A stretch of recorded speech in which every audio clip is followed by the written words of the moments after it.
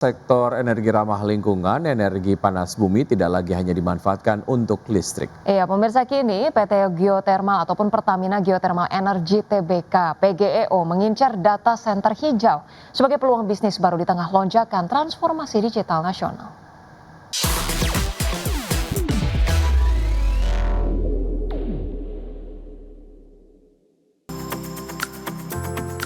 PT Pertamina Geothermal Energy Tbk atau PGO mulai melirik sektor digital.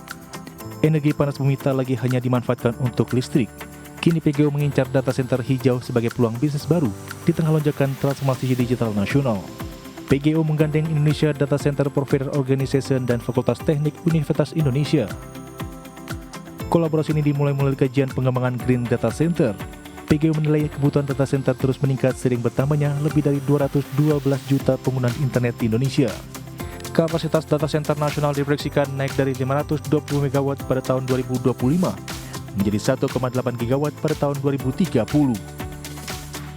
Analis menilai ekspansi ke Green Data Center memberikan prospek jangka panjang bagi PGO.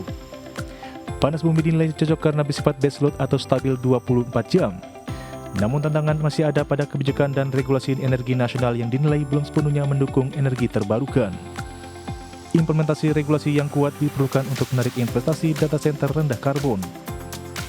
Secara kinerja, PGO diproyeksikan tetap sulit pada tahun 2026. Kontribusi penuh PLTP Lumut Balai Unit 2 berkapasitas 55 MW dan tanpa perawatan besar diperkirakan mendorong produksi tumbuh 2 digit, meski saham PGO turun dalam 3 bulan terakhir. Secara tahunan masih mencatatkan kinerja positif. Pasar menilai sebagian sentimen positif terletak dalam harga saham. Berbagai sumber untuk iDirectional.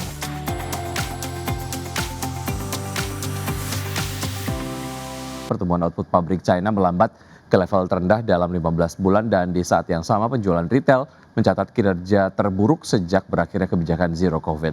Data Biro Statistik Nasional menunjukkan produksi industri China yang tumbuh 4,8% secara year on year pada November 2025 namun menjadi laju terlemah sejak Agustus 2024.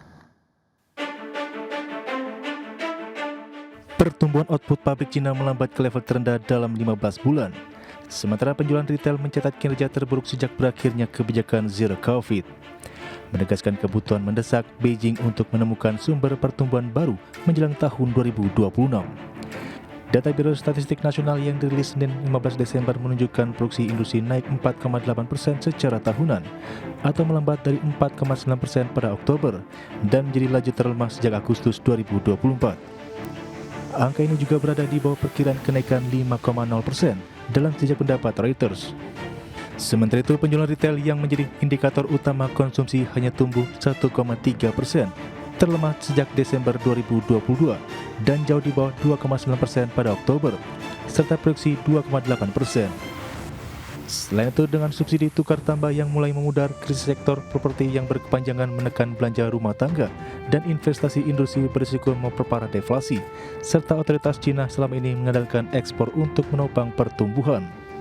Namun strategi tersebut semakin sulit dipertahankan seiring meningkatnya penolakan mitra dagang terhadap surplus perdagangan Cina yang mencapai sekitar $1 triliun Amerika Serikat, serta upaya sejumlah negara untuk membangun hambatan impor. Sebagai tanda tekanan lanjutan, penjualan mobil tahunan merosot 8,5%, penurunan terdalam dalam 10 bulan, meredupkan harapan pemulihan akhir tahun di sektor yang biasanya mencatat penjualan kuat pada 2 bulan terakhir. Berbagai sumber untuk iDirectional.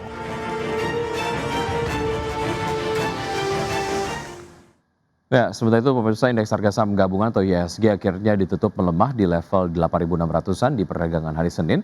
IHSG terbebani pelemahan dalam saham konglomerasi di tengah rebound signifikan saham perbankan Big Caps.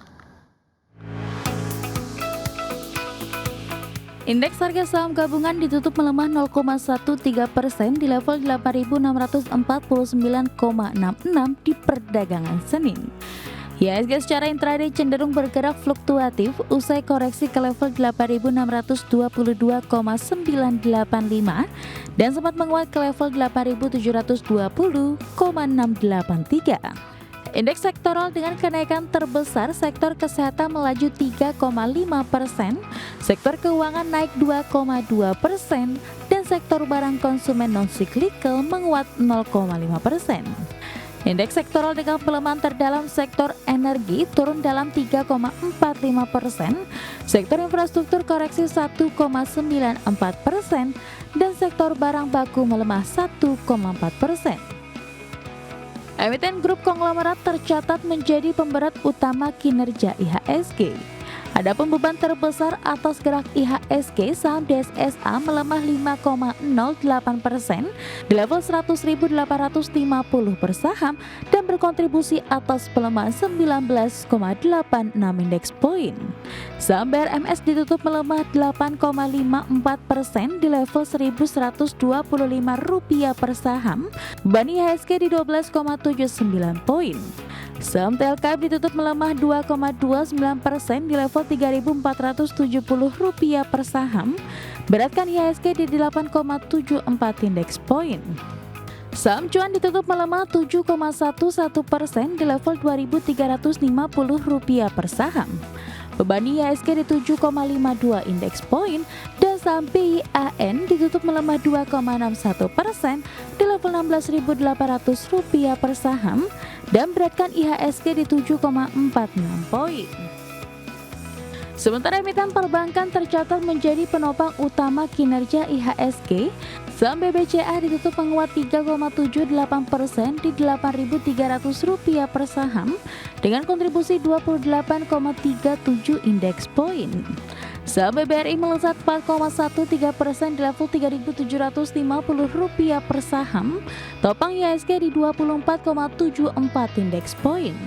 Saham BMRI terapresiasi 3,53% di level Rp4.990 per saham dengan sumbangan 14,19 indeks poin. Dan saham BBNI melonjak 4,72% di level Rp4.440 per saham dengan kontribusi 6,87 indeks poin.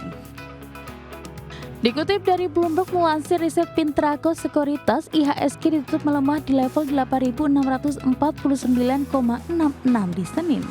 Setelah sempat bergerak di teritori negatif di awal sesi dan bergerak menguat. Adanya rotasi pilihan saham investor dari saham konglomerasi ke saham blue chips, terutama saham perbankan yang sempat membuat IHSG bergerak di teritori positif. Berbagi sumber, IDX Channel. Harga minyak melemah pada perdagangan di hari Senin setelah investor menimbang gangguan pasokan akibat meningkatnya ketegangan antara Amerika Serikat dan Venezuela dengan kekhawatiran kelebihan pasokan global serta dampak potensial dari kesepakatan damai Rusia-Ukraina.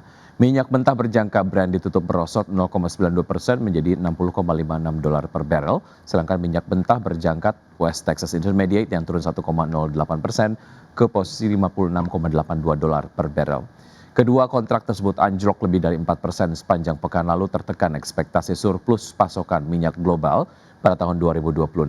Adapun ekspor minyak Venezuela dilaporkan anjlok setelah Amerika Serikat menyita sebuah kapal tanker pekan lalu dan menjatuhkan sanksi baru terhadap perusahaan pelayaran serta kapal-kapal yang berbisnis dengan produsen minyak Amerika Latin tersebut. Meski demikian, dampak gangguan pasokan dinilai terbatas oleh ketersediaan minyak yang melimpah di pasar global.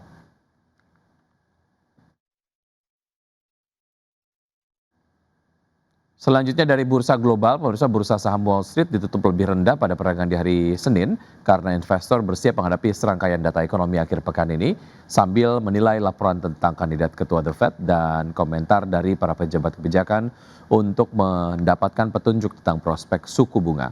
Kita lihat data penutupan perdagangan di dini hari tadi, pemirsa. Indeks S&P 500 yang ditutup melemah 0,16% ke level 6.816. Indeks Dow Jones Industrial Average yang terkoreksi 0,09% ke level 48.416 dan Nasdaq Composite yang terkoreksi 0,59% ke 23.057.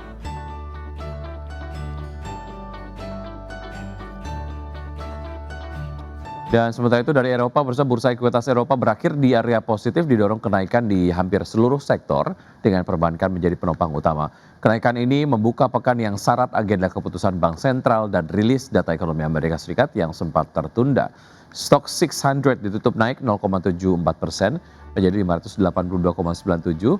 Kemudian DAX Jerman menguat 0,18% ke 24.229 dan FTSE 100 Inggris melesat 1,06% ke posisi 9.751.